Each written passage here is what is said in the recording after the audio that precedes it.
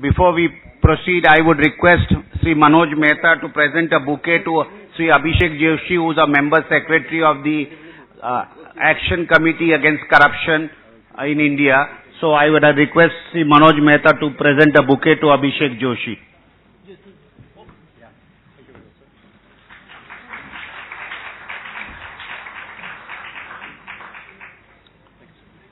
Please be seated. I would now request our PT from Navsari, Gujarat, Sri Ravin Desai, to introduce Dr. Swami.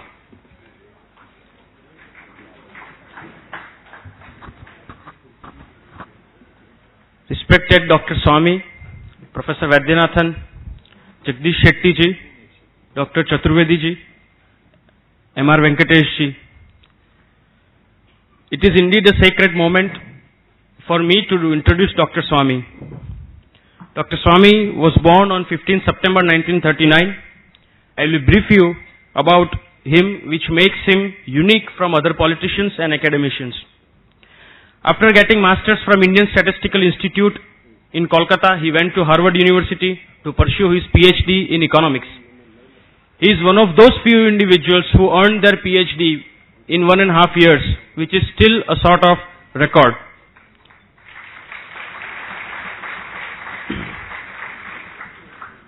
Challenging the status quo is not his current habit, but during his masters in his 20s, he challenged then director of the Indian Statistical Institute, Mahalanobis' fractal graphical analysis theory, and as usual, quashed it.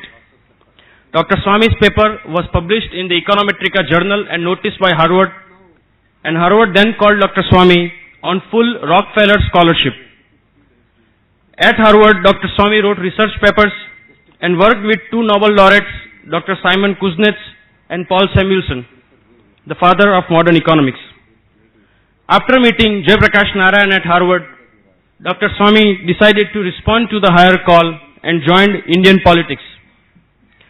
In 1971, at the age of 32, Dr. Swami published a book called Indian Economic Planning, an Alternative Approach, which was then noticed by Prime Minister Indira Gandhi.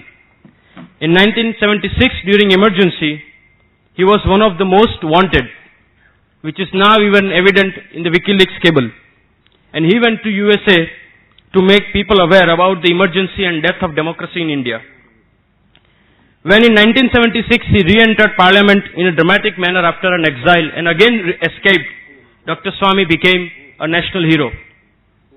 Later on he became the Minister of Commerce and Law of India in the Chandrasekhar government and wrote the fundamental architecture of India's economical reforms, which were subsequently carried out by the Narasimha Rao and Manmohan Singh, in which government Dr. Swami became the chairman of the Commission of Labour Standards in International Trade, equivalent to the rank of a cabinet minister. Even it was acknowledged by Prime Minister Dr. Manmohan Singh that it was Dr. Swami who envisaged the India's economical reforms.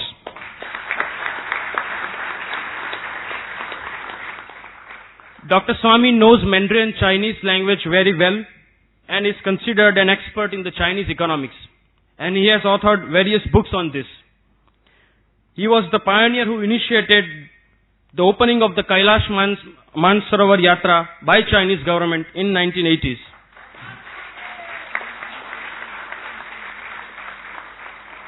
Dr. Swami is also credited for his initiatives and vision to have good relations with Israel. Dr. Swami also fought the Rama Setu case single-handedly and won it. Now he is fighting in the Supreme Court whether Ram Setu should be declared as a heritage structure or not. The importance of this case is immense, as it will prove all Western and British theories false about India's heritage and therefore restore us as the oldest civilization in the history of mankind.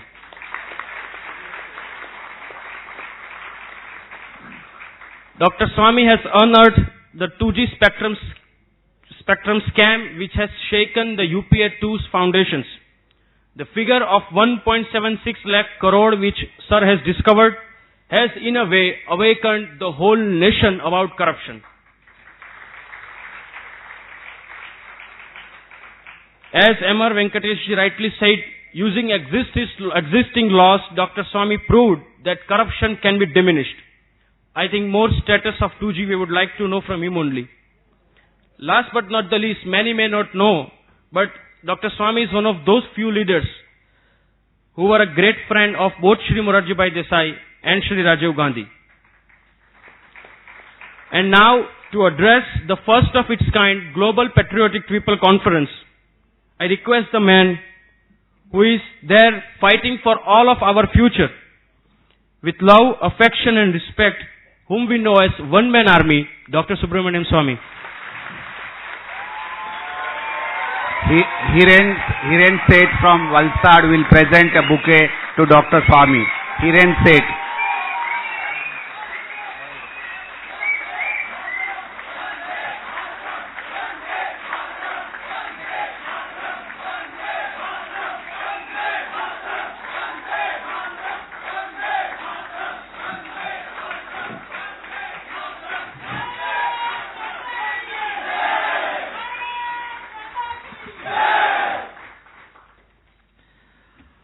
Thank you very much. Mr. Jagdish Shetty, Mr. Abhishek Joshi, Professor Vaidyanathan, Professor Arvind Chaturvedi, and M.R. Venkatesh. And friends who are now part of the great PT army, the new army that is emerging in the country. I hope you realize that we are today on the verge of a new revolution. A revolution based on social media, for which the vested interests have no answer. They cannot censor you. They can try to control you, but they won't succeed. And the most important part of this social media revolution is that it is gender neutral. Both women and men can participate equally. I'm very pleased to see such a large turnout of women in this audience of our PTs. I think the other important thing is that for the first time after freedom struggle, we are seeing the educated classes in revolt. For too long, the educated classes abdicated their interest in politics, created a vacuum which was filled by criminals and corrupt people. As Arvind Chaturvedi correctly pointed out, it is we who have made it possible. And now we must win back that theater of war called democracy and the battlefield which is called elections back to those who are committed to this country, nationalists and well educated. I'm supposed to speak today on the current affairs, politics and the way forward. Current affairs is an outcome of past politics. Whatever has happened in the last 60, 65 years is responsible for the current situation. And for having a way forward, we'll have to search for new ways of doing politics. So that's why today I will speak to you about how we should position ourselves by which we can bring about change. If you read the biography of all successful revolutionaries, and doesn't mean necessarily revolutionary has to be violent, someone who brings about major change. Mahatma Gandhi was a revolutionary. Vivekananda, of course, was a revolutionary visionary. The same way Jayaprakash Narayan was a revolutionary, because he brought together various opposition parties and thus made it possible for Congress party to be replaced in the center for the first time in 30 years after independence. But if you look at all the revolutionaries of India as well as abroad, you notice that the most important message that comes out of their life is that they were not worried about whether they will succeed or not. They were only positioned when the change came. And almost all revolutionaries of the view that change does not come because you are the person who brought the change. Change comes through events. And the revolutionary is one who is positioned at that time to take advantage of that change, that event. So when World War II ended, Britain won the war. Suddenly Britain began to feel apprehensive that there is an atmosphere of revolt in the country. The Navy had gone on revolt. Army men were talking openly about not taking command from the British. Even though they won the war, they felt now they will not be able to remain in India. And at that time Gandhi was present. And they could hand him the power. And that's how we achieved independence. In 1977, the event was Mrs. Gandhi declared an election. We did not bring down the emergency. The emergency was well established. And everybody was predicting to me, why you are wasting your life like this? This will never go. We poor people do not know what democracy means. And Indira Gandhi will remain for another 20 years. After that, Sanjay Gandhi will come, and after that his dog will come, but you have no place in politics. But one day Mrs. Gandhi declared an election. And because of Jayaprakash Narayan, a Janata Party was in place. And the people voted for that party. So don't ask ever this question, will this ever change? Nothing will change in India.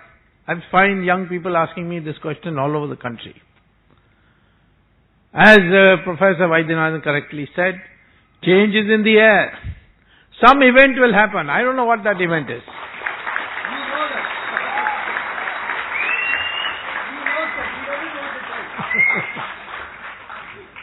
Professor Vaidyanathan says, I know the event, but I'm not telling. But I want new sort of people, not apathetic to India, not a one-dimensional mind. That one-dimensional mind which says, I must make a good career. I was very disappointed when I went to the IIM. I don't know whether IIMB is different from IIMA. But when I addressed the students of IIMA, which is Ahmedabad, the answers everybody gave me when I asked them, why did you do all this effort of competitive exam and come here, is that we want a good job. Many times I've told you, I've tweeted also, that at Harvard, where I had students from many, many countries, I used to pose one question. Now that you are completing your degree here, you're going out in the real world, what kind of career are you going to pursue? To me, there are two kinds of careers you can pursue. One is that you take risk and try something on your own. You might become a billionaire like Microsoft chairman became. Or you may fall flat on your face and be on the streets. Or an alternative, you take a job. Every year, every month you will get your salary. Every year it will rise by 5%. And at the age of 60 you will get your provident fund. And then you buy a house and watch television for the rest of your life. Which kind of life would you prefer? And American students invariably used to ask me, what's the probability we will fall flat on our face? Then I will tell you the answer the American student used to say. But the Indian student generally would say, no, we prefer the second job. And when I asked them why, when that is guaranteed poverty, why you want such a job? Why don't you take the risky prosperity alternative? They said, because it is guaranteed, that's why we want that job. Even if it is poverty. This is the mindset that after 1947, this English curriculum has produced in the minds of our young people. It's not that we don't have talent, we have proved ourselves in so many fields. Software, many of you have proved. Today out of this ranking of 1 to 5 of SCI, CMM for software companies, the top rank of 5, the largest number of companies in the world are Indian companies, 36 Indian companies. Even the American companies are only 15. And China has just 1. We have demonstrated in Japan through the Deming Prize for automobile ancillaries, the first prize year after year. So there are places you can see, and the Indians who are brought up in the United States, not shackled the way our children are shackled in their education, they are on top of the competitive exams in America. Now Indians are acceptable almost everywhere. And many of the things that we in our country invented, now the Americans are using. When I was a college student, we used to all snigger at the idea of yoga. Said, what is this contortion? Madness it is. Why should we be living in the past? But very soon, the Americans accepted it. Jane Fonda came on video on yoga, and soon all Indians began saying yoga is a very good thing. Now everybody is doing yoga. Same thing with Sanskrit. Today NASA has accepted Sanskrit. American government has given special grants for any college teaching Sanskrit. But if you say it in India that you must learn Sanskrit, say communal. But sooner or later, when the Americans start speaking Sanskrit, then you will see that we will also, as fashion, start learning Sanskrit. So this country has been a developed country for centuries. People used to come all over from the world to this country. For it to become developed again, we have got everything except the mindset. And that mindset today, the Indian mindset, is typified by Manmohan Singh. He's sitting in the most powerful office in this country, but he is not able to handle a 5th class pass Italian woman.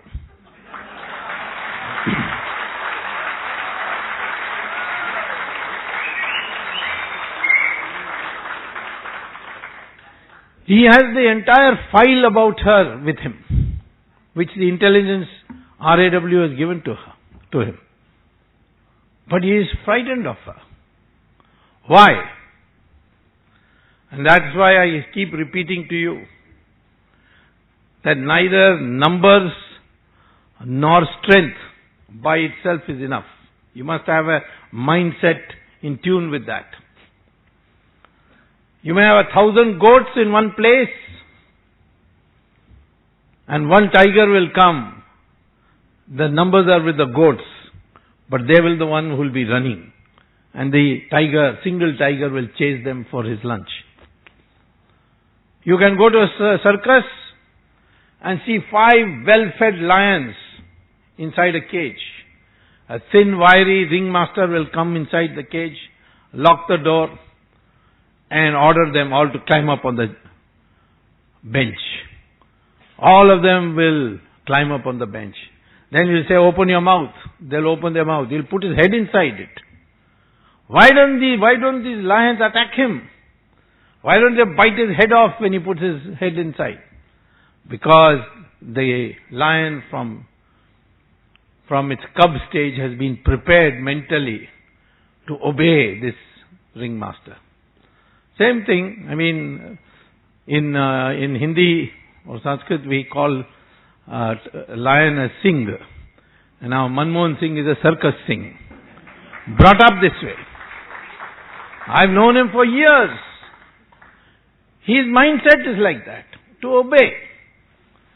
That is the mindset you should break out of. And how do we break out of it? Now, we have big problems ahead of us. Very, very big problems. Never this 10 years or nearly 10 years of UPA has put together so many problems. It's going to be difficult for us to get out of it unless we take some bold steps and have a bold outlook. In 1990, when I became minister, what had happened? There was a foreign exchange crisis. Why? Because in 1985,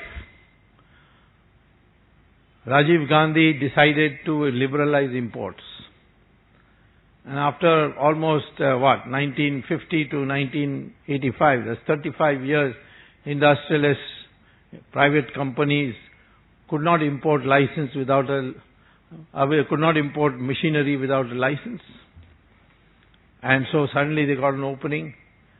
But Rajiv Gandhi made the rule that you have to raise the money abroad. And all these industrialists did the easiest thing they could do, took short-term loans.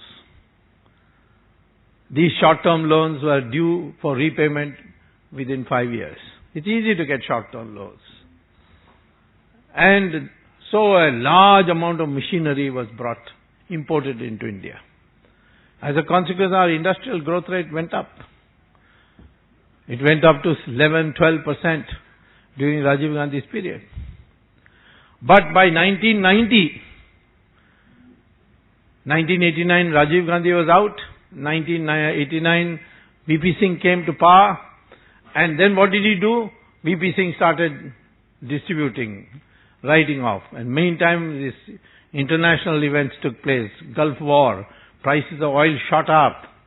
And there was no money in the foreign exchange, in our foreign exchange reserves.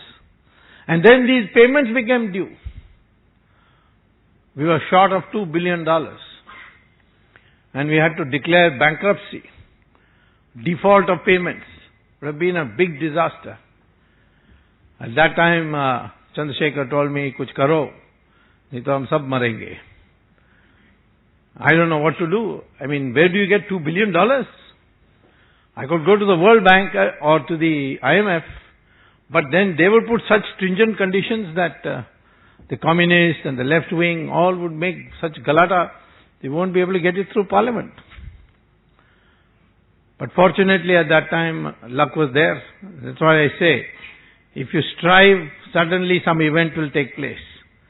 The American ambassador came to see me, and he said that he wanted American planes coming from Philippines to refuel in India before going on to Kuwait, where the war was going on.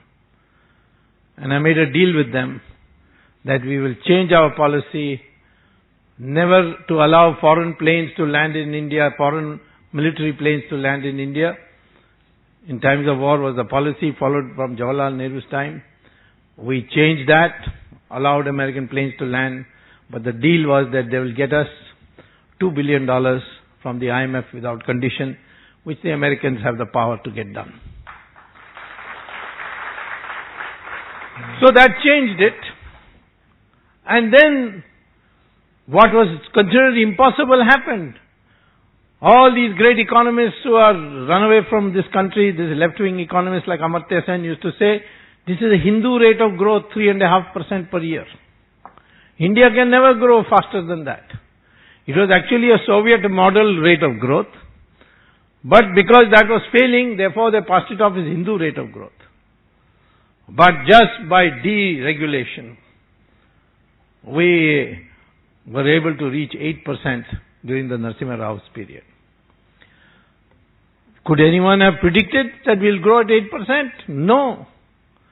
Everybody thought India cannot. It's a big country because how can we, there's so much poverty, there's this, unemployment, all kinds of things you hear, this defeatist logic. But those economic reforms brought about change. I prepared the blueprints. Narasimha Rao had the political guts to get it implemented. And all that Manmohan Singh did was to put a signature on the file. Of course, he's an economist of great repute, but he doesn't have that savvy, that guts to get it done. If as finance minister, as the media gave him all the credit, he could get so much done, then why as prime minister he is not able to get it done?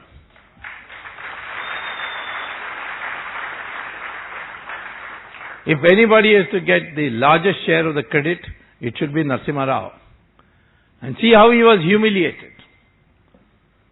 So I am saying, therefore, first thing is your mindset. Don't think in these negative terms. These negative terms are always will produce negative vibes in your body. Think positively. And therefore you have to get some spiritual guidance which Gita will give you. That you have only your rights to action. The results, Lord Krishna says, I will decide. You will get the reward for your karma. But what and where, in which form, that I will decide. So therefore you must now say, I am going to do this. I am going to change India. I am going to work in this direction. If it comes, fine, that's Lord's wish. It doesn't come, fine, but I have done my duty.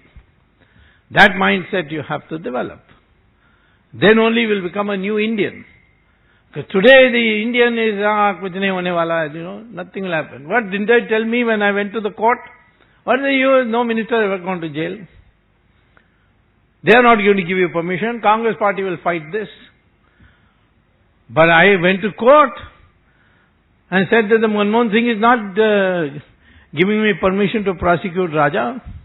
He's been sitting on my letter seeking permission for 1.5 years. All these Kapil Sibals and all said, who is Swami?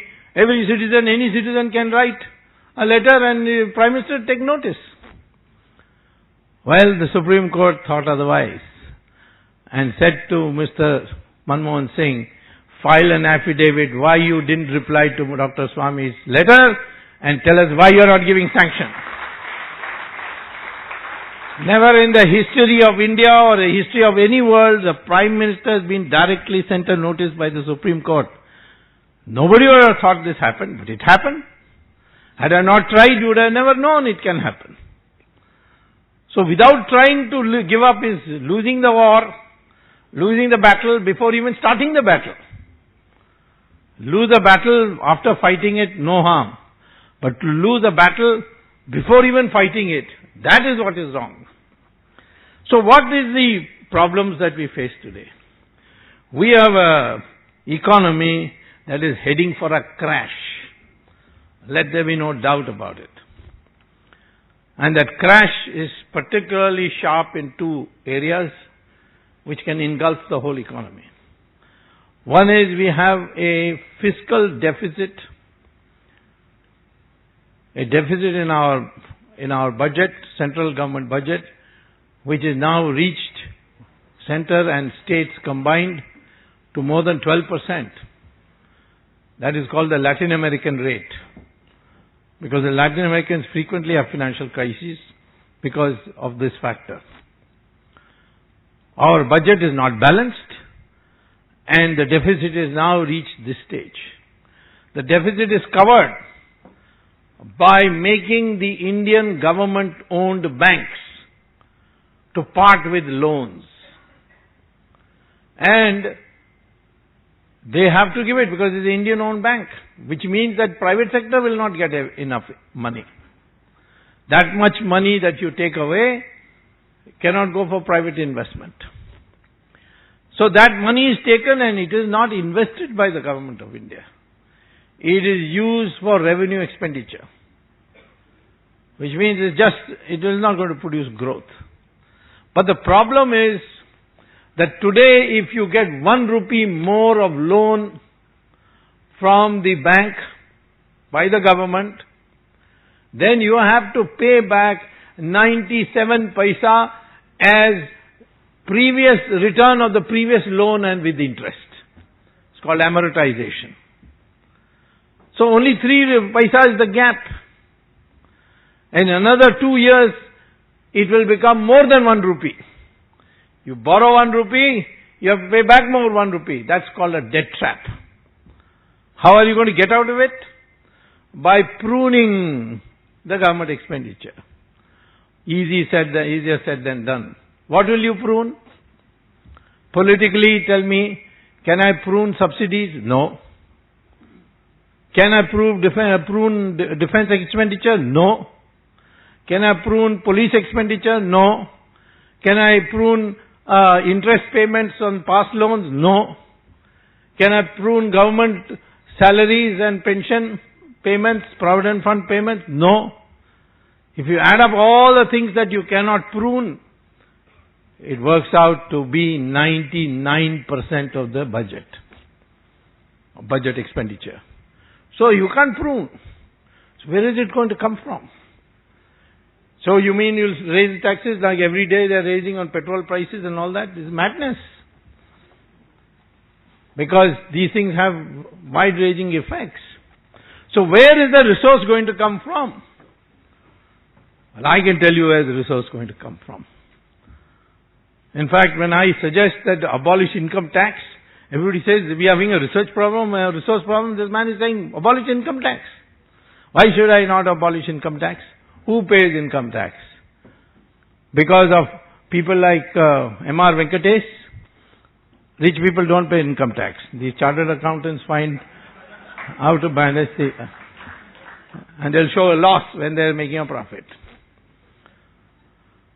The poor people don't pay income tax because they don't have income. It is the middle class, professionals, software engineers, doctors, these are the people who are paying. Because you catch them at the source. So if you were to, and that's harassment galore. So abolish it. And there will be liberation. The people, middle class particularly, and their wives. I don't know whether your wife agrees with your sentiment that women are superior to men in India. You have our permission to say so? Somebody said, I am a boss in my own house and have my wife's permission to say so. So, this money will go into savings. Savings will go into investment. Investment will go make growth. Growth through indirect taxes will give you revenue. And it can be shown that the amount you lose by income tax revenue will be much less than the income tax, the revenue you get from indirect tax due to increase in growth. But I'm saying, but what about the fundamental question of the debt trap? That question has to be answered. There is no shortage of resources in India. If you had auctioned the 2G spectrum 2G spectrum licenses, if you had auctioned it, you would have got at least 1,76,000 crores. If you had auctioned the coal blocks, you would have got 9 lakh crore rupees. If you auctioned the oil fields which you gave to the Ambanis, you would have got 24 lakh crore rupees. What is the total tax bill of India? Direct and indirect tax combined, only 4.5 lakh crore rupees. Here you got 1,76,000 from 2G spectrum. From 3G you got already 4 lakhs. Then you are going to get 4G very soon.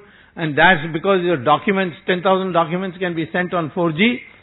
Therefore, there is going to be a big demand for it. Particularly from the corporate sector. And therefore, you are going to get 7-8 lakh crores in that. No shortage of that. Coal blocks, unlimited coal blocks we have in India. So, the total tax bill is only 4.5 lakh crores.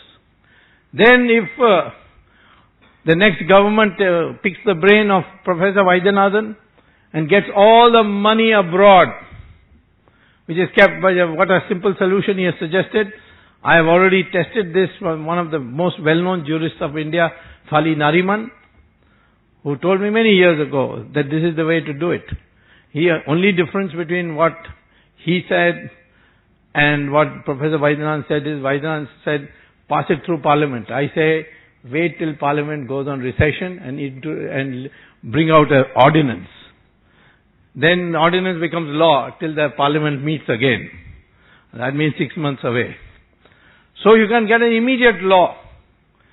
And all this money, how much is it?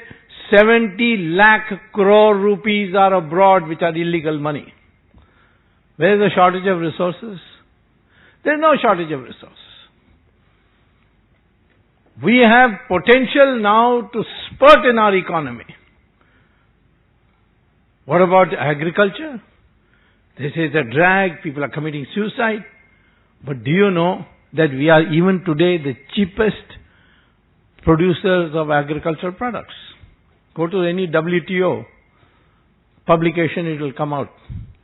We are the only ones who can give subsidy to agriculture on basis of international calculations. There is a formula by which they calculate what percentage of subsidies you can give. India can give 50% of the production of agriculture, value of agriculture production as subsidy.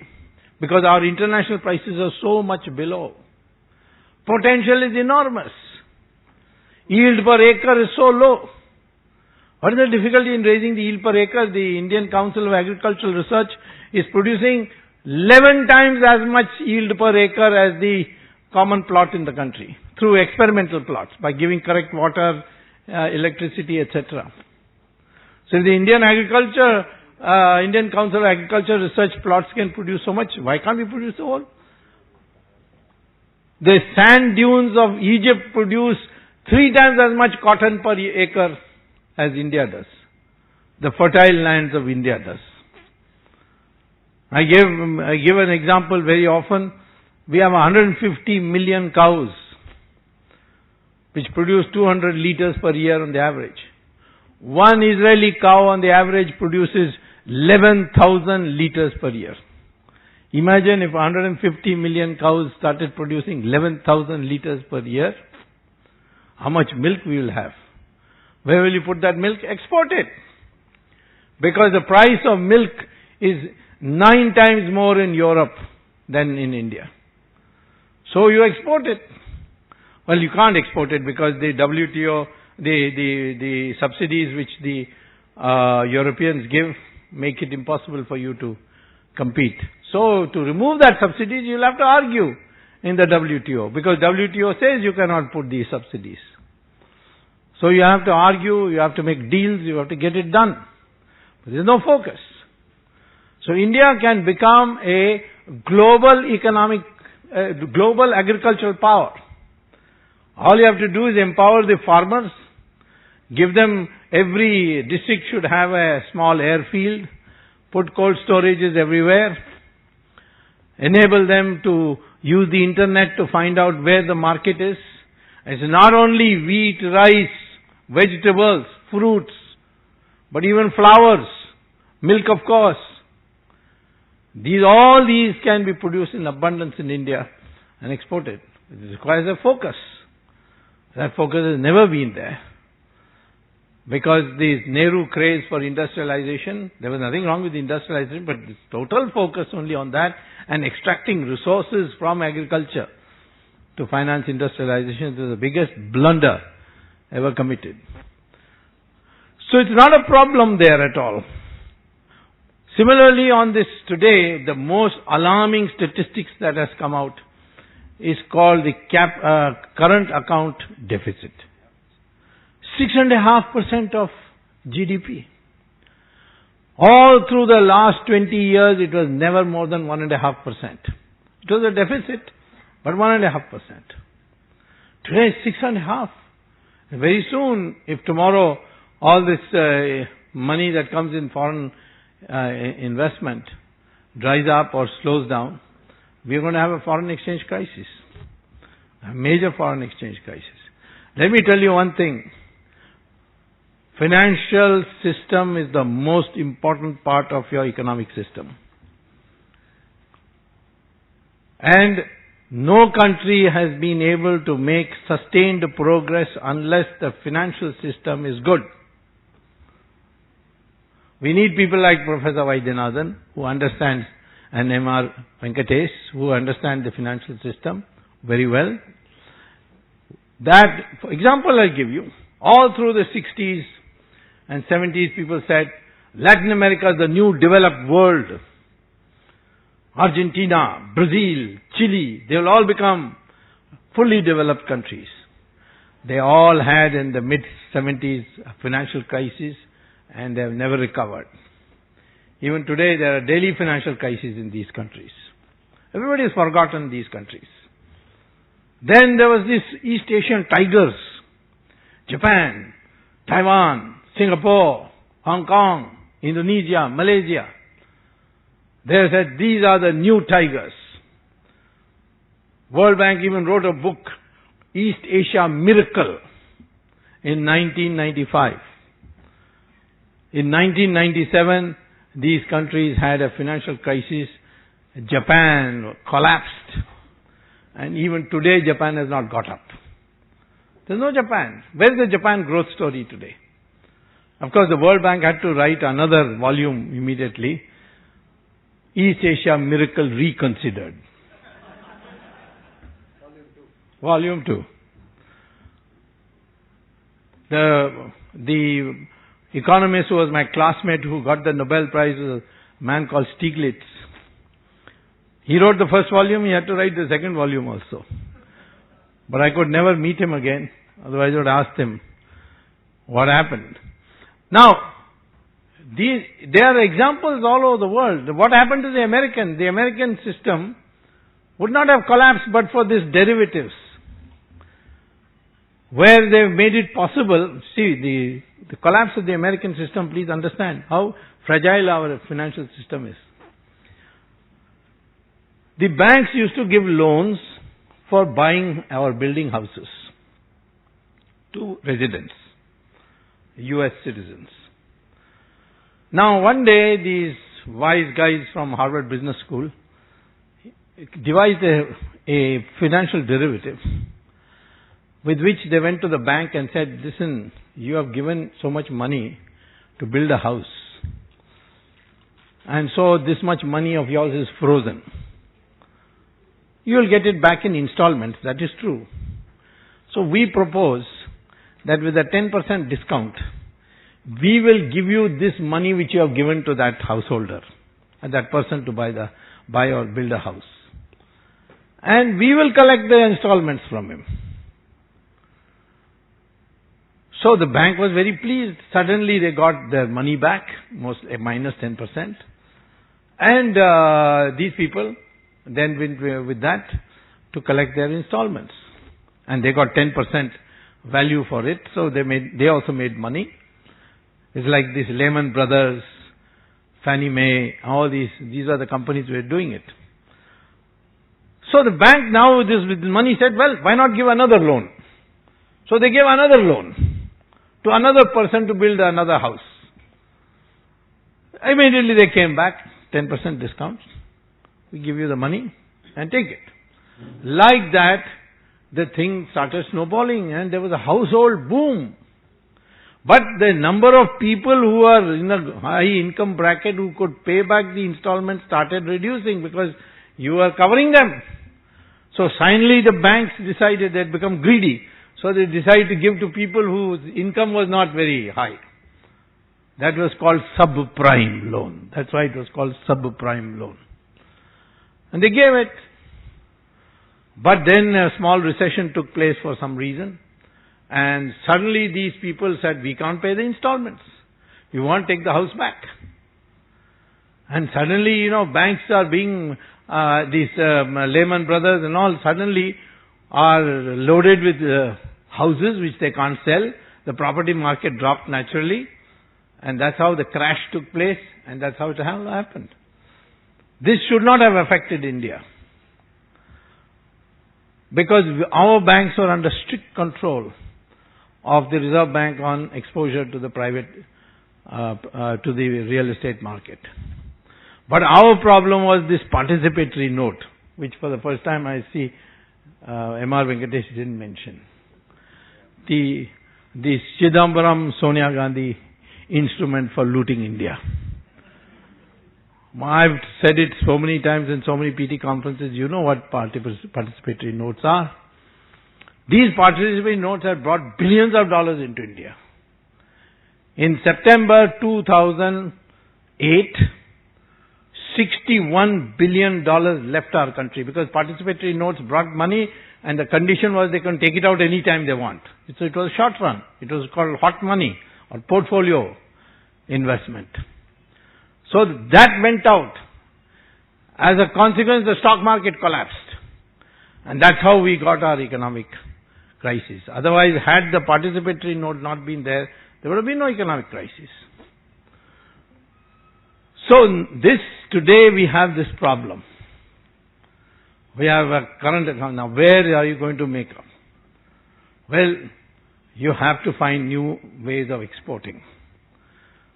It can be found. Today China is importing, China's so-called export miracle is nothing but importing semi-processed goods from Japan, Taiwan and others. Take this Lenovo. Lenovo is written made in China, but it is not made in China. It is made in Taiwan. And it comes in semi-processed state, then they put the box over it, the glass over it, the buttons on it, and then put a chap made in China. And that is called value adding. Now then they export it to America and Europe. Why can't Taiwan directly export? Because their labor is expensive. So therefore they want to save on labor costs, so they are sending it to China. So China imports from East Asia semi-processed goods, adds value and then exports it to Europe and United States. They get a huge balance of trade surplus with the West and Europe, that is Europe and America, and a smaller deficit with East Asia for importing. But that deficit is covered up by the surplus. So China has built up a huge foreign exchange surplus. So what India can do? Should have done it already. They should have gone to these East Asian countries and say, we are a democratic country. You're sending it there. Or you should have told the Americans, because these are all American chamcha countries. You see, should have told the Americans, you see, you want to be friends with us, then please ask these countries to send some part of that trade to us. But the Japanese, the Taiwanese, what do they say? Hey, India is full of hassle. In China, they take a bribe at the top level, but then after that, everything works smoothly. Here in India, everybody has to be paid. Octroi you have to pay. Electricity connection you have to pay. Land allotment you have to pay. That's a harassing thing. We don't like hassles. Remove your hassles. Make your road without potholes. Make the turning around of a ship from 7 days that you are using, you require today, to 7 hours like in Singapore. Singapore does it even less. So then we will come. So here you want to export. This is the way.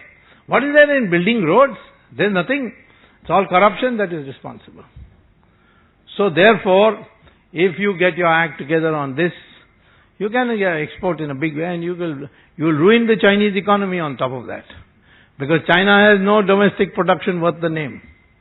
Whatever you see, razzle-dazzle or China is not indigenous. We are more indigenous.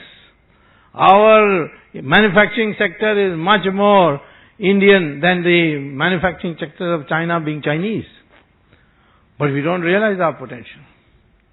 So therefore, here again I'm saying, we are on the verge of, we can bring about an economic revolution, provided we follow the right policies. Like in 1990, we were in such a miserable condition, people thought we are done for. We are going to become a colony of the IMF, World Bank. Go and read the paper cuttings of that time. And overnight we became a miracle. The same way today, India can overnight transform, and by 2020, it can become a global economic power. And if China has an economic crisis, a financial breakdown, as I'm expecting, then we will overtake China. And we have a young population. This young population, if you educate them properly, they'll become inventors, innovators. There's so many things to be done which the Americans will not do.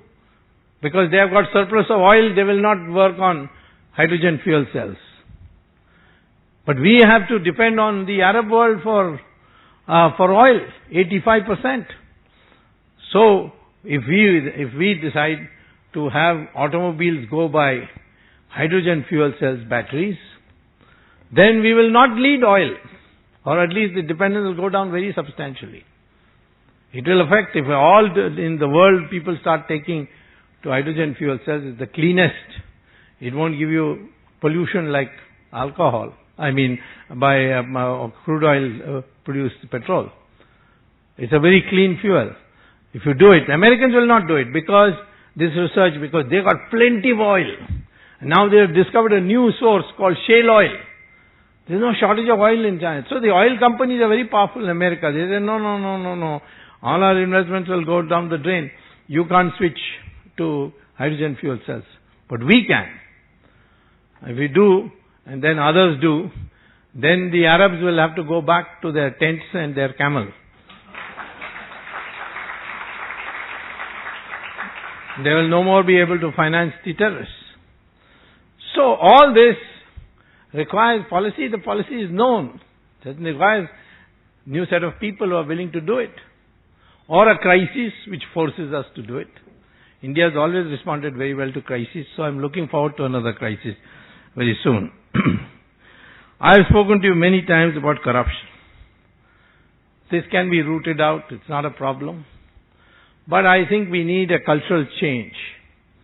This craze for material prosperity, which has gripped us after this globalization, that should be moderated a bit. We need to materially progress.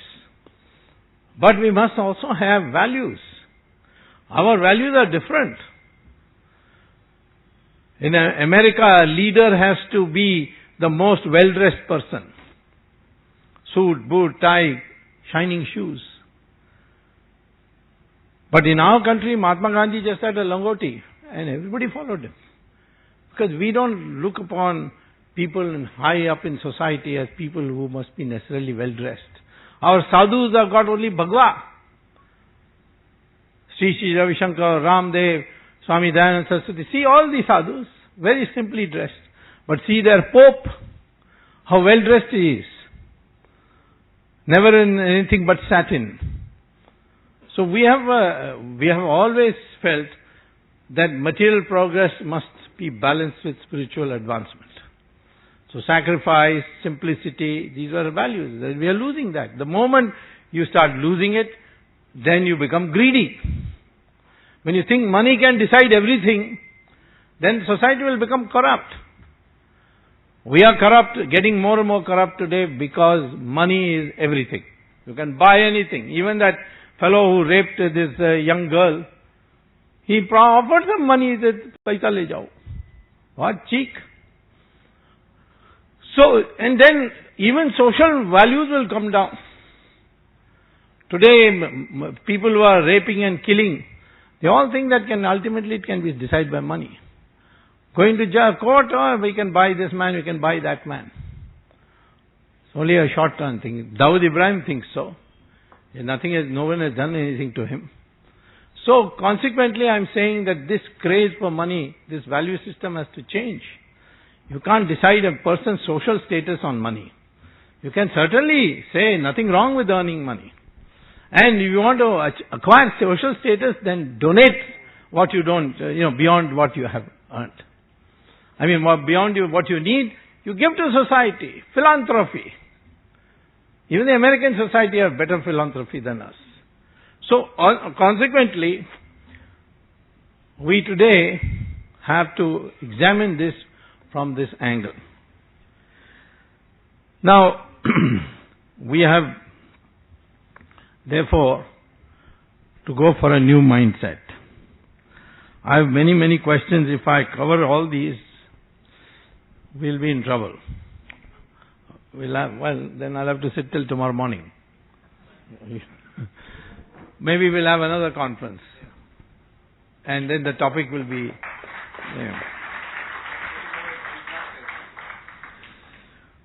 We are faced with a major national security threat. Our neighbor Pakistan is soon going to the grip of Taliban.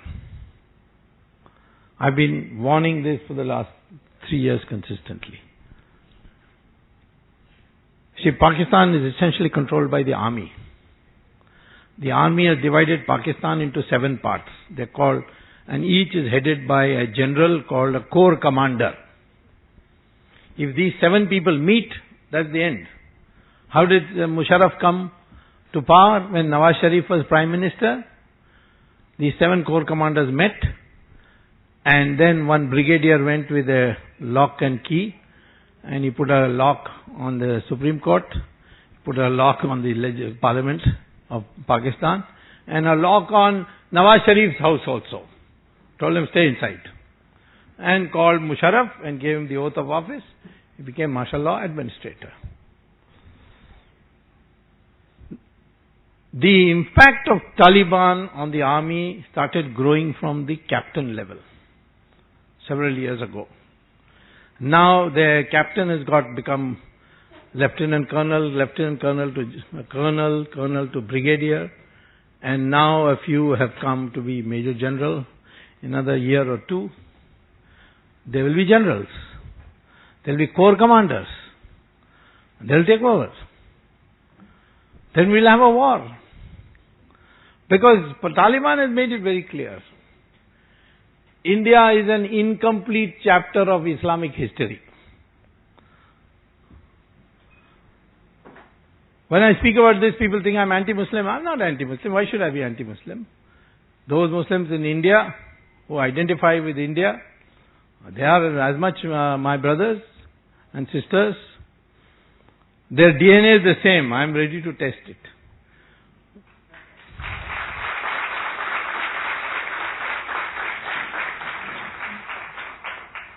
In my family, I've got all religions. I've got Jews, Muslims, Parsis, Christians. Is there anything left? No. Jews also there. Yeah.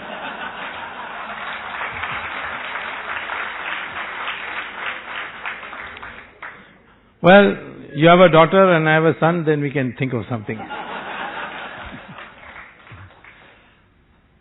So the question is not religion. The question is question of cultural values. Hindus anyway accept that all religions lead to God. So we cannot be against Islam because you pray to Allah.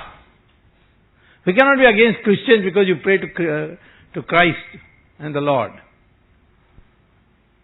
But at the same time, we want to make sure that the history of this country, which is a long, long history, is not subverted. Islam went to Iran and completely made it 100% Muslim within 15 years. Went to Mesopotamia and Babylon, which is now Iraq, in 17 years 100% Muslim.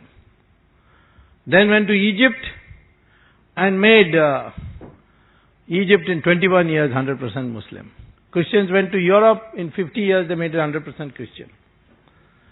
Here 800 years of Islamic rule, 200 years of Christian rule, we are still 83% Hindu.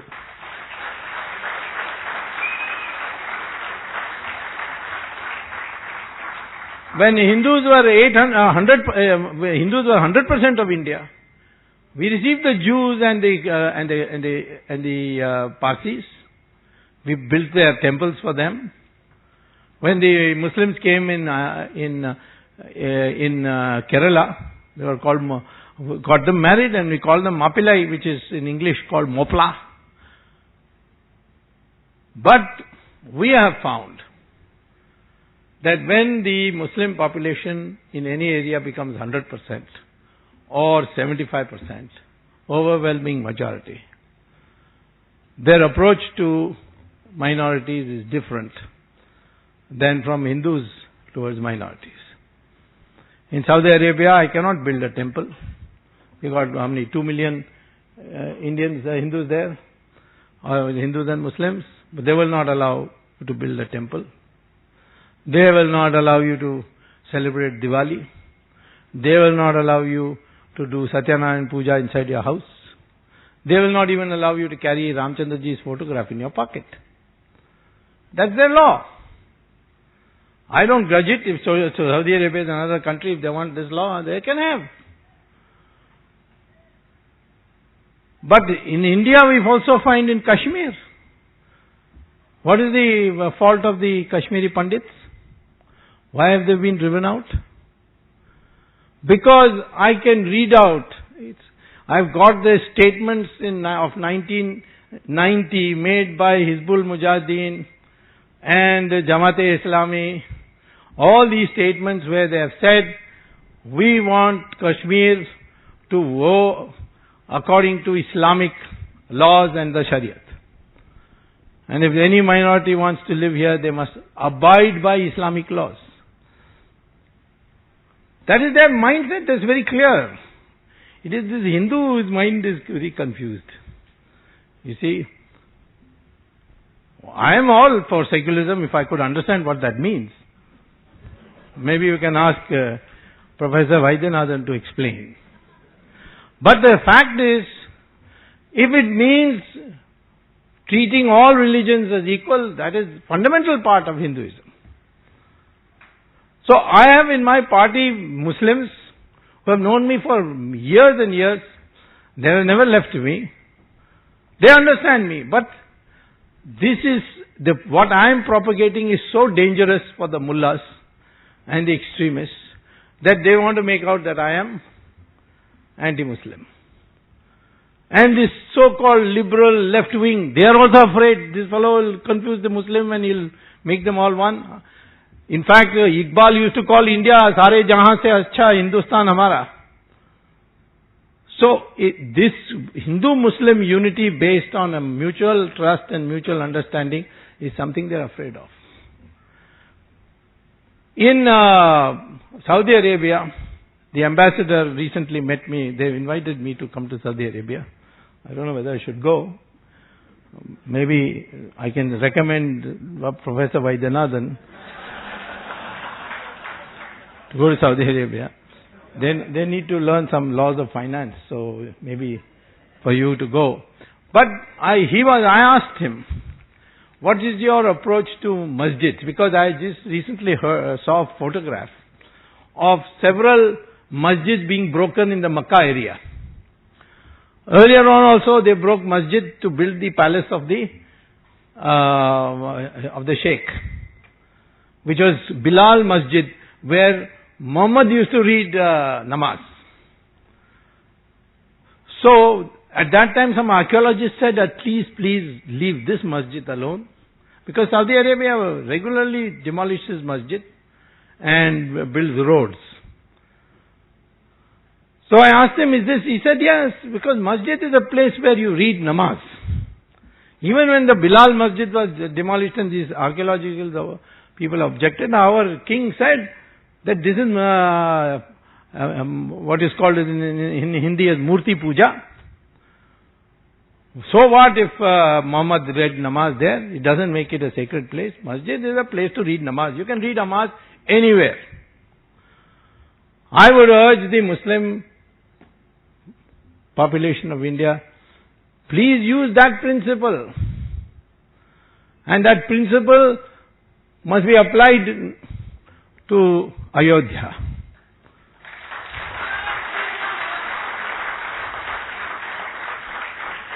That principle should be applied to Vrindavan.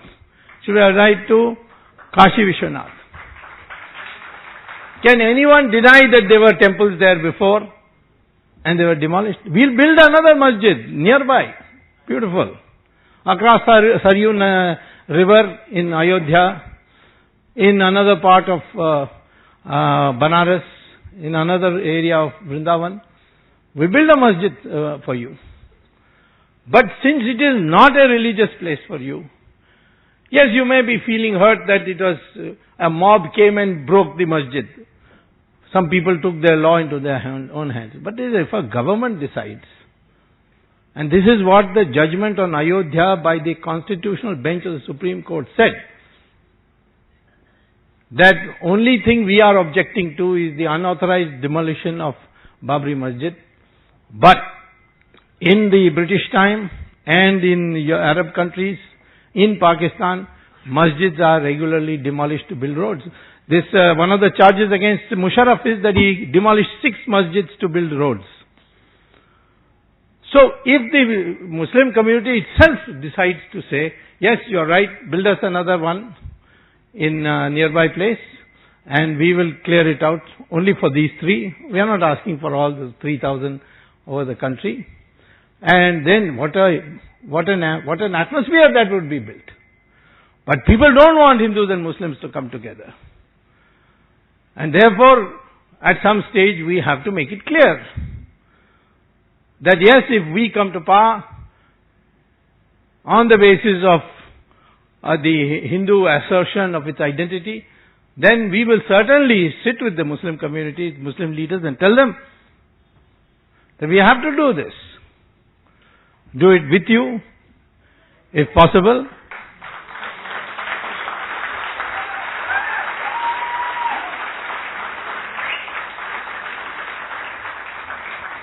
Do it with you if possible, without you if necessary, in spite of you if it becomes absolutely essential.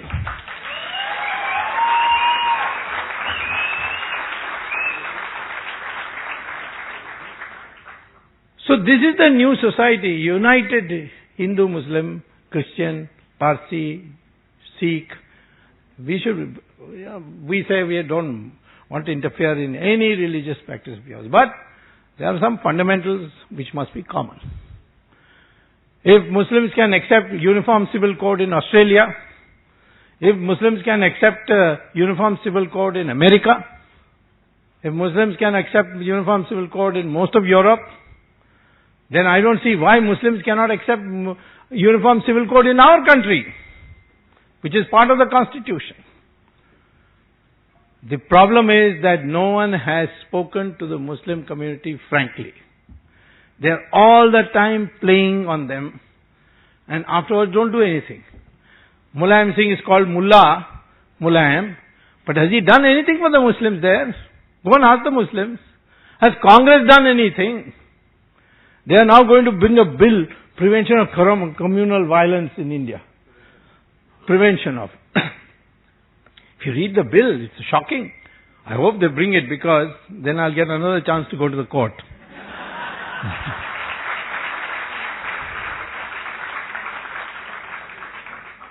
It says that if any Muslim complains that a communal riot has been engineered by a Hindu without investigation, that Hindu will be arrested and put in jail immediately. Normally, today, if some Muslim goes and complains, there will be an FIR, then there will be an investigation, then only the decision will be taken. But no, he says that immediately it has to be. And if you don't, then that police officer will be suspended.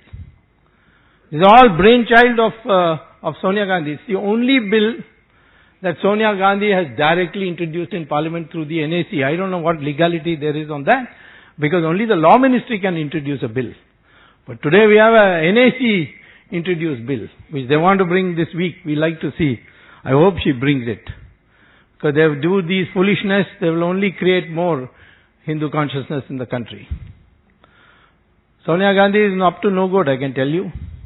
Her time is limited. Of course, all our time is limited, but in her case, the doctors have limited the time. In your case, my case, God has limited the time.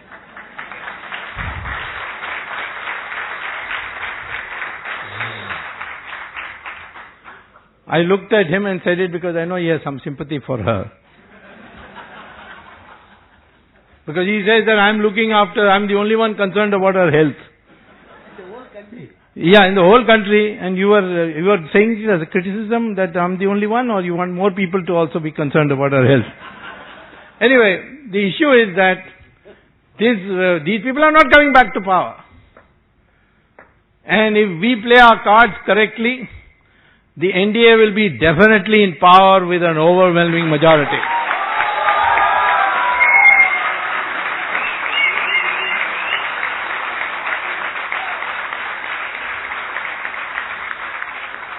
That is what Professor Vaidyanathan means by change in the air. On that I have no doubt. I used to have the same view during the emergency because I was moving underground. I was in touch with the people. When I told people outside India, when I went back, that India, if there's an election, will win it, they used to say, what is he talking about? Of course, I didn't think Indira Gandhi herself would be defeated.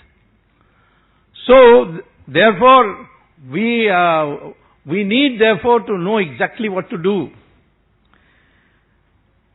We need therefore to be very clear that all the science today says that Aryan Dravidian theory is bogus. It says that the world today, world research says that the most advanced language, most computer-friendly language in the world is Sanskrit. Today we have the resources of the world, we have 12 months of the year we can do agriculture, and only 25% is used for more than one crop when we can grow 3 crops. So the potential of India is enormous. But the problem is that we have got stuck with this Italian lady who has been nothing but corrupt. And she's reduced everybody into a sycophant. If you want to survive, you have to be a sycophant. Sometimes people tell me, why you are against her? She is trying to be a good daughter-in-law of India. She wears a sari, puts on tika, does namaste. Well, please read Ramayana. That same logic, Sita saw Ravan dressed in Bhagwa and she crossed the Lakshman Rekha, and you know what happened.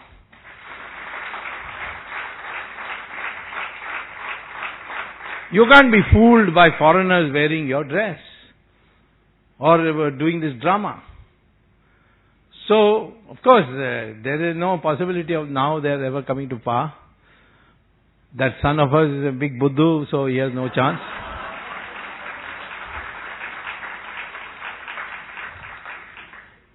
And therefore, I think that we must now start thinking in terms of how I as a PT can be a different person. As I say, of course you must know your identity. It's there in my book, and this new monograph I have circulated. It is there in that also. And you must know, if possible, I would like you, or if not possible for you to learn yourself, to propagate it. Sanskrit should be learnt because it creates a vibration in your body which will change you. And you must have a positive attitude to the future. Yes, I can. What can I do as an individual? Of course, as an individual you can do. All through our history, individuals have stood up. Shankaracharya, Adi Shankaracharya, he was an individual. Shivaji was an individual. Rana Pratap lost, but he was an individual who showed great independence. Subhash Chandra Bose. In the south, Kattabomman. Rani Chennamma in Karnataka. So individuals matter a lot in our system.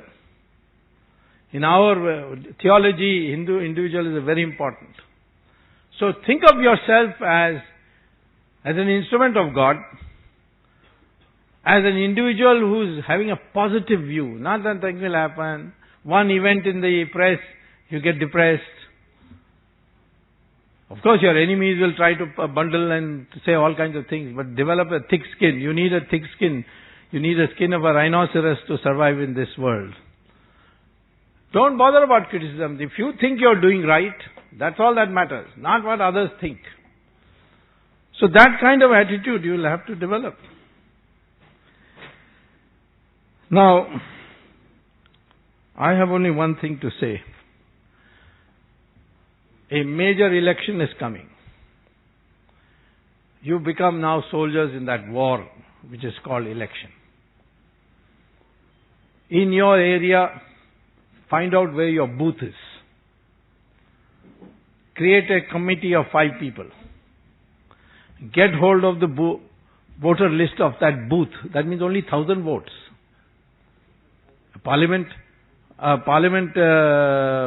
election has usually about 15 lakh votes. And there are about 1500 booths, which means each booth has 1,000 votes. That 1,000 votes, find out who's there, who's not there. So that in the booth, when the party you want to win, you either sit as their agent or you assist that party to tell you who are the impersonators. Now it will be very difficult to use the electronic voting machine because I have won that battle in the Supreme Court.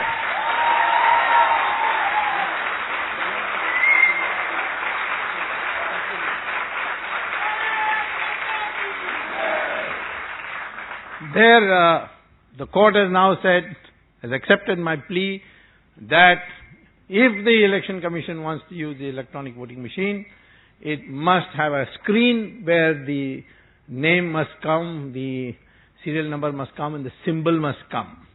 And then a voter slip must come out, which you see, and it drops into a box just attached to that machine. The Election Commission has agreed to do it. I asked them to do a trial run in Karnataka election. They said it was too short a notice. But in any by-election starting July, they are willing to do a trial run. And certainly for the next Lok Sabha election, whether it is in October or whether it is in May of next year, the electronic voting machine will be a new machine which this Tadaka will not be able to manipulate.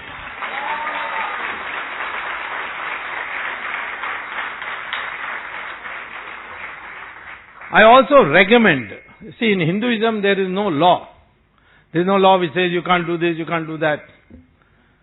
But the Hindus generally say that if you do like this, then this will happen.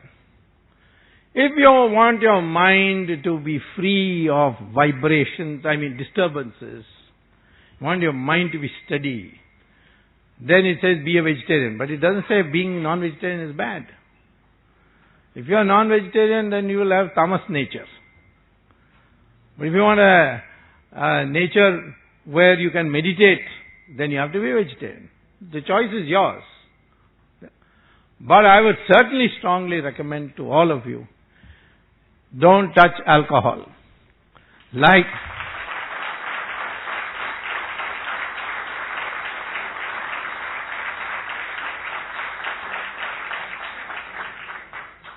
cigarettes originally was very fashionable. It was a status symbol. Today, nobody is recommending cigarettes. They in fact put warning that will lead to cancer.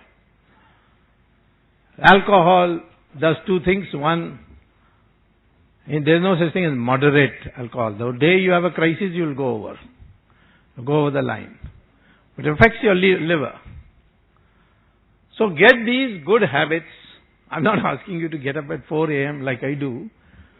But because you must have a minimum of 7-8 hours of sleep. If not possible all in one blow, then you must have it in the afternoon after lunch. But if you want to be a different person, a different Indian, then your value systems will have to undergo change. Because today, to globalization, westernization, we have acquired all kinds of values from them, which now they are beginning to change. A big movement for vegetarianism in America. There's a big movement for being a teetotaler in America.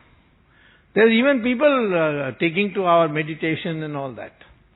But I want us to learn from ourselves and be a new Indian. Self-confident, not depressed by failures. Every failure should make you committed to try again. If you want to learn from Muhammad Ghori. He lost 16 times. On the 17th time he came and established his religion here. So don't give up on anything. Be clear on your goals and follow it with determination and be the renaissance of India, which is coming in the next few years. Thank you very much.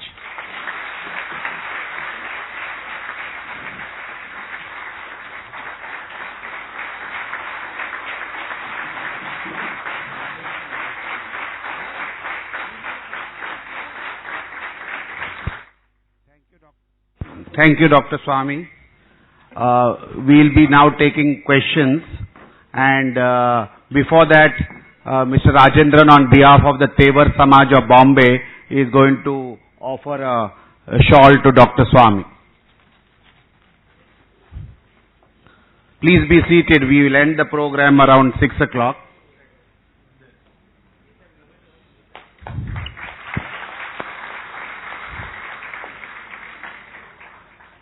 The mics, we will take these questions also, in the slips also. Please be quick with the mics. First preference should be given to those who have not asked questions in the earlier part of the day, please. Hello. Yeah. Sir, this is Suresh Nakhwa from Mumbai. My question is about 2G scam. In 2G scam, 122 licenses were cancelled and they were penalized to the tune of 550 crore. The license fee which was paid 1680 CR should have actually been sunk. But what has been done is 550 crore has been penalized and 1130 crores have been adjusted against 3G. So isn't it another scam in the making? Well, we have raised this matter in the court. You see, the thing is the license has been cancelled and they have to participate in an auction to get it back. So, there the problem arose. They said we have already sunk 1653 crores when we paid for the original license. And why should we be asked to pay the same? Well, there it has been decided, no, you start all over again, because what you did was corrupt act, and therefore we cannot refund that money. But as far as the adjustment against 3G and all concerned, I think the court is still seized of it, because it's not you don't know how hard our Supreme Court judges are being worked. We have not taken it up because there is a definite loss for those telecom operators, and that loss comes for the fact that they have lost their license and they have to rebid in an open auction. So, Yeah. from PTI, I wanted to ask, when you said NDA should play its cards well, so how would you see this about this JDU and Shiv Sena's statements on that leadership issue of NDA? Well, I think those can be sorted out in a meeting of the NDA. Let me tell you, there are 7 members of the NDA. 6 are all have no objection whatsoever to selecting somebody who doesn't meet the secular standards of the JDU. So, the JDU may have said whatever they have, but this is not in a meeting. Unless the NDA meets and decides, nothing can be done. It is now accepted that whoever is the BJP candidate will be the NDA candidate. But the JDU has put an extra condition. And these are matters to be discussed. These are not, people say lots of things for atmospherics. But I would like to see whether they are serious about it when a meeting of the NDA takes place. And so far no such meeting has taken place, nor is it necessary to have a meeting at this stage. This is Mukund Tangsale from Mumbai, Thane. It's very nice to see father and son hand in hand now.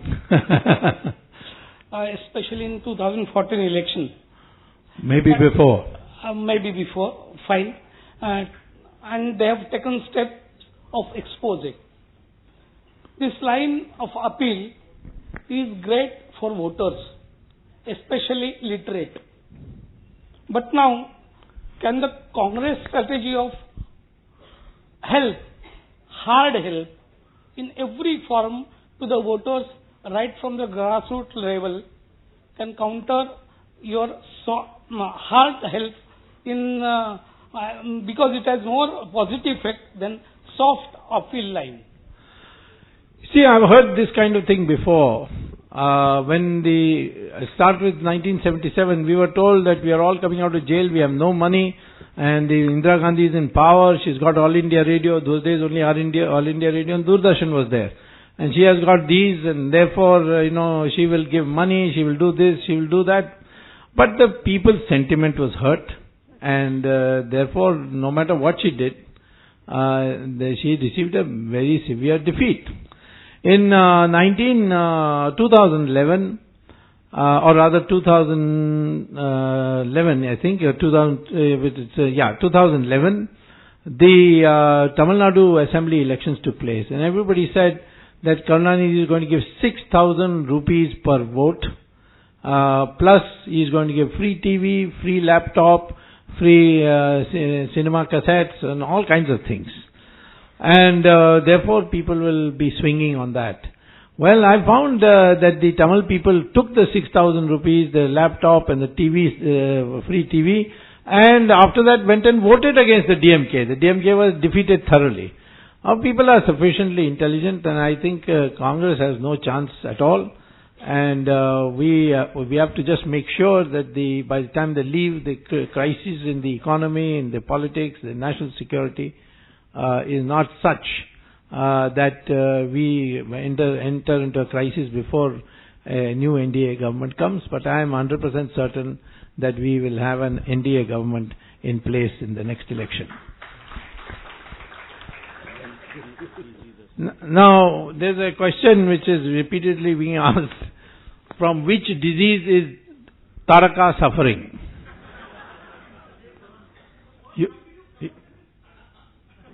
Taraka is in Ramayana. You know, Taraka was the first person Ram killed. Vishwamitra took him because Taraka was killing all the rishis, and therefore she was a demon. Because she became a demon because of a curse. And so Rama, she was able to devour anybody who came to touch her, came near her. But Rama was able to kill her. So he killed her. That's how we say anyone who plays an obstructionist role is Taraka and is a female. So now all of you are interested in the health condition of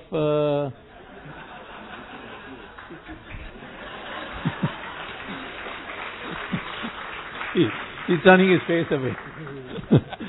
Only one person is concerned about the Well, even Prime Minister, I don't think he is worried about it. No. They dare not be worried because it is state secret. She went to America in 2011, and there in Sloan Kettering, she was told that she has terminal cancer of the pancreas, and there was no point in operating her. So then she flew to Netherlands, and there she has lots of friends there, and it's also a very strongly Catholic country, I think. And there she had an operation for what is called Whipple procedure.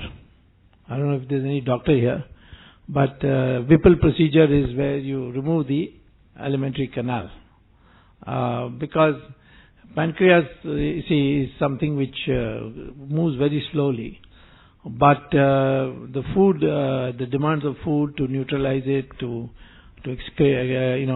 bring out the necessary fluids to help digestion, the strain should be minimum. So she took it out. Unfortunately, her last visit showed that she is now in not a good state. Don't go by the way she looks. Everybody, has become a doctor. They say, "Oh, she looks fine." If you saw Stephen Jobs of Apple 2 days before his death, you would have said, "Oh, what wonderful." He was in fact addressing the general body meeting of the shareholders meeting of the Apple company. So pancreas is that kind of thing which doesn't, it is, till the last moment you don't know. And that's what she's got. Now, I don't see why it should be hidden. Supposing I got it wrong, which is unlikely because it just came to me straight from the Americans. If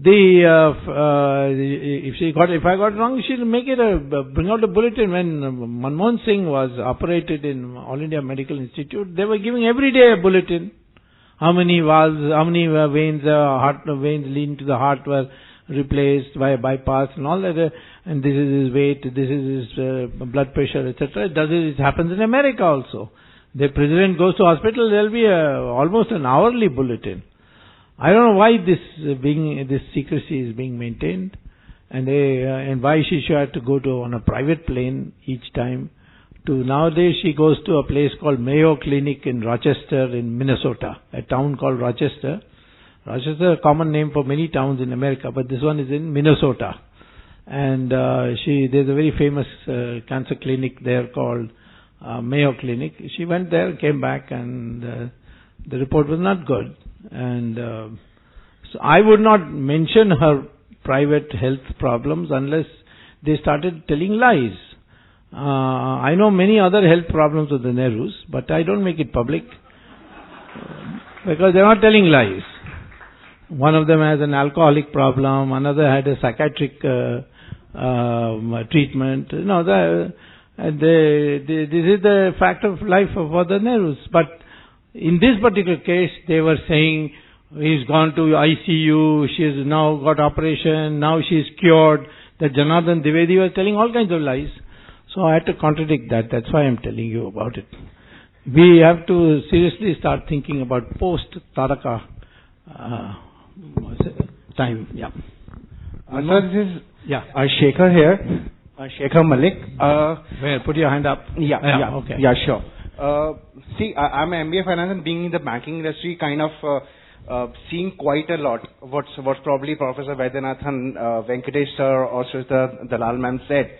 That's why I have a materialistic question and a non-materialistic question. Materialistic being 2G. There's another view that had that not been the low auction prices, there wouldn't have been a telecom revolution. That's question number 1A. 1B being NREGA and EVM being the major tools in 2009 elections. Food security bill and the direct cash transfer with the help of PAN card and Aadhaar card is going to be the next killer in 2014. Okay. A non-materialistic part, which I probably try to talk to Mr. Venkatesh in the break. Sorry, sir. Sir, as Professor Vaidyanathan said, that you have an educated youth who doesn't fear God or law because he knows quite a lot. And then you have black money who says, I am earning, so what is nationalism? I don't know. I'm earning well and I'm earning good.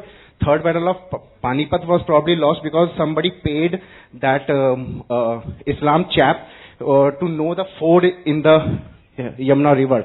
He was paid and he told kahan se wo niklega, and the Marathas were cordoned off of the food grain supplies. So it is exactly happening in 2013 also. I see around it myself being in the finance industry. Okay. So nobody is talking about, it has gone out of fashion to talk about the ethics and the upbringing which we are brought up with. We are okay with earning money. Well, I agree with you that there is this danger that is developing, and that's why I'm asking you to be different. If you want to be the same thing, then you don't belong here. Essentially, even today, the vast majority of India is still by the old Sanatana Dharma values. And I don't agree. This is just this city, newer rich crowd which talks in this language. Now I'll come back to your fundamental question that the low price was due to that which caused the telecom revolution. Well, you would have been right if after getting a license at a low price, none of these companies which got the license at the low price sold it at 8 times the price to foreign companies. Swan Telecom sold it to Etisalat for 8 times the price. So did Unitech. They sold it to Telenor for 8 times the price. Tata sold to Docomo half its license, or the share of its license, for 13 times, because Tata had an infrastructure. These Unitech and Swan, they were real estate companies. They should never have got a license in the first place. But all of them, one sold it to Sistema in Russia, some sold it to Vodafone, like that. All of them, having got the license cheaply, they sold it to foreign companies at 8 times the price. So why couldn't the government sell to the telecom company directly at 8 times the price? I think that's the key question. So this is a bogus argument that the prices would be kept low. The 3G prices are quite low, and the telecom company is, and it was auctioned, and the telecom companies are complaining. So I don't think this is an argument that can be accepted. Sir, good Yes, evening, sir. sir. I'll come to you next. I have one question to Professor Vaidyanathan. Actually, in the previous session, you talked about the investment in gold. But if you see, we import nearly 95% of our gold, and India is the largest importer of gold. And all gold import cause a major problem, what Dr. Swami has mentioned, that current account deficit, trade deficit, balance of payment, and associated problem. So whether should we really encourage to invest in gold? Yeah, it's not the question of whether you encourage or not, right? That's the first thing. Second is, this current account deficit is not exclusively due to gold or anything. 39 billion, I think if I remember the figure correctly, we have been importing, significant amount of goods from China, Australia and other things. Nobody seems to think that we import berry, we import apple, we import fruits, milk.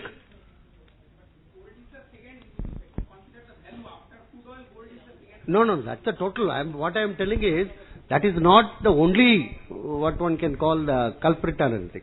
And why do also people, invest in gold? Because there are no other trustworthy, facilities available in our country. And kindly note, don't look upon gold as something people invest and then keep it inside. That is only for salary earning middle class. For large number of small businesses in this country, gold is a instrument for credit.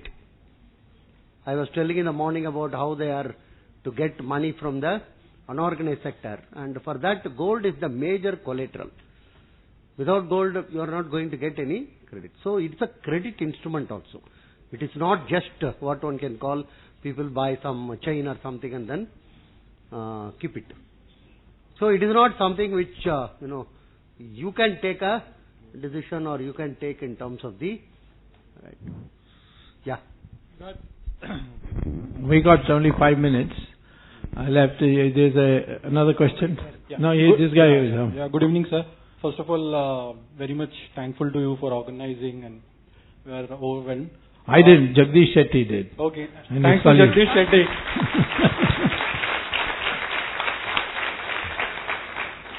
Sir, somebody said about fathers and, so we are the grandfathers, we introduced Jansang. So if the son is behaving wrongly, can we intervene and see to it that the father and son behave properly? Yeah. Some efforts are going on. Don't worry. So as grandfathers, because we are the origins of Jansang. Yeah. And nationalists. No, you are also a son of the RSS, no? Yeah. So RSS is the primary responsibility. Yeah. Your great-grandson, I'm a great-grandson maybe.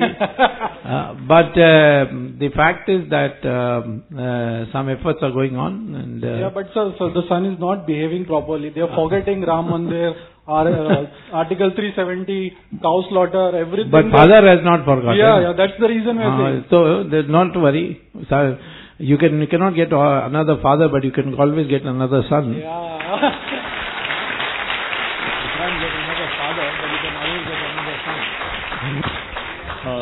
So last thing. Hope to see you soon in 7 Race Course Road. How about that?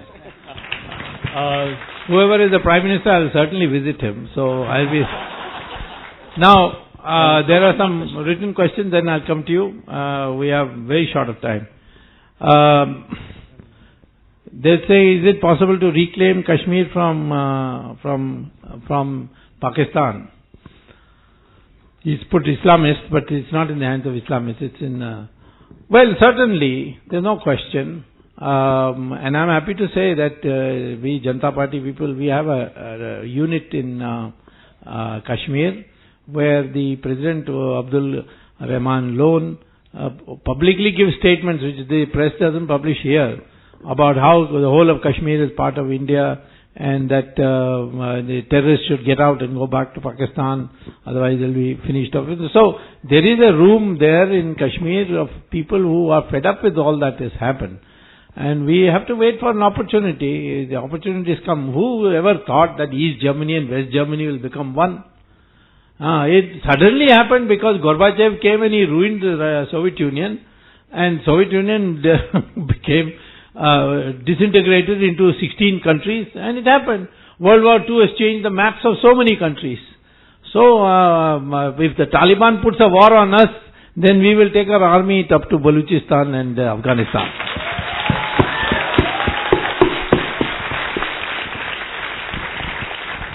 Now, there's another question. What about Ram Setu? Ram Setu, 29th April is coming up, and as was mentioned, the question of it being touched is out of the question now.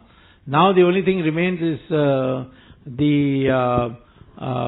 making it into a national monument so that the government will look after it, and so that, and the Sri Lankans also have now created 32 sites in Sri Lanka where the Sanjeevani mountain which Hanuman brought is there, where Ashok Vatika where Sita used to stay, that is there, Ravan's palace is there. So one of these days you will be able to walk from the shores of India to the shores of Sri Lanka. So that is, and I'm happy to say that Jayalalitha's government has just filed an affidavit in support of all this. She has said that this whole Ram Setu project, Setu Samudram project, is an environmental disaster, and that it is necessary for our country's identity that Ram Setu should be declared as a national monument. So Jayalalitha also can be sometimes sensible. Huh? So this is there's a question about where do I learn my history. A lot of people are work at it, and the leading person is Mr. Rajiv Malhotra. We are all assisting him, and we will have, when the new government comes, we will have a new textbook, and this Aryan Dravidian theory will be bent.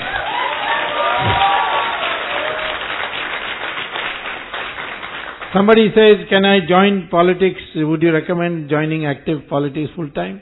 Well, that you better ask your wife, because it is hardest on the wife. If a man joins politics, he must have the cooperation of the family.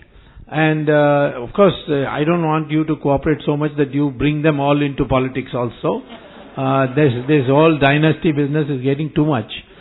So they should be supportive, and but I would say the best way to start is take hold of one booth and demonstrate to the political party that you have understood what the electoral process is. Then the parties themselves will come to you. If you go to the party and say, take me, they will not treat you well. But if you have shown that you have some ability, then political parties themselves will want to recruit you. That is the best way to get in. Okay, any other questions? Last question. Good evening, sir. Gunjan Mathur here. How much, Jagdish? How many questions? One question.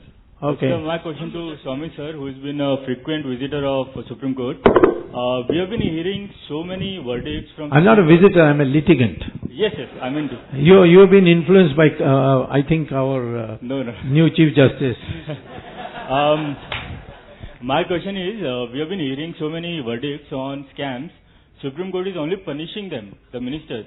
There is no word on how to recover the money back. Yeah, because I have not filed a petition. Supreme Court suo moto cannot do it.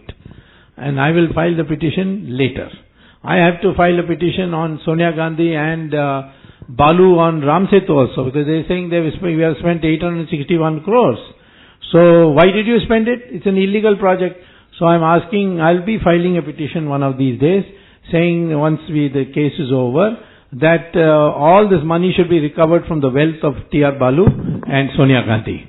So the same way here also, wherever the money is lost, we'll definitely move. This matter is not over yet. Good luck. Sir, just wanted to know, is and will the President's post be ever relevant in India? Yes, it is relevant, because it's a way where a President gives you a breathing time. Supposing Cabinet decides something, the President can give you advice to reconsider the matter. Yes. The relevance, of course it is. The President is today a visitor for every university. No selection committee of any university can be constituted without the president recommending the names. So he has many functions, you do not know. The only thing he doesn't have is the executive power. But he is Commander-in-Chief of the Indian Army. The Indian Army is under him, not under the cabinet. Cabinet only recommends that this is the decision you have to take and he has to sign or ask for further clarification. After that, if he still doesn't agree, then he is compelled to sign. He can only say no once. Well, he has used his powers. I think in the case of Abdul Kalam, he returned one bill. I forget which one was it. Bihar thing. He returned it. So, yeah, but that's because you got Fakhruddin. You want another Fakhruddin there? So have good people, and the present president is also very independent person. He has shown the moment the recommendations came that Afzal Guru should be hanged, he immediately signed it. And Kasab also immediately signed it. So therefore it depends on the president. If you have Pratibha Patil, of course, what do you expect? So friends, no, we'll have to, no, please. We have to end this question answer session. We have two small programs to complete the whole day's event. One is a vote of thanks. Please bear with us. And then we have the full Vande Mataram, again sung by Srimati Subhangini Joshi. So please participate in both the programs, and then our program come to an end. I understand your enthusiasm with these more questions, but we will try to accommodate them in some form or the other. I request all the tweepers from wherever respective cities you are, will like to share the list with you of your respective cities. Please take this issue forward. Dr. Swami is present today here, but you can have your city or your area networking with the tweepers so that you develop programs and have interaction on issues of importance in your localities. So with this note, I would now request Sri Manoj Mehta to propose a vote of thanks.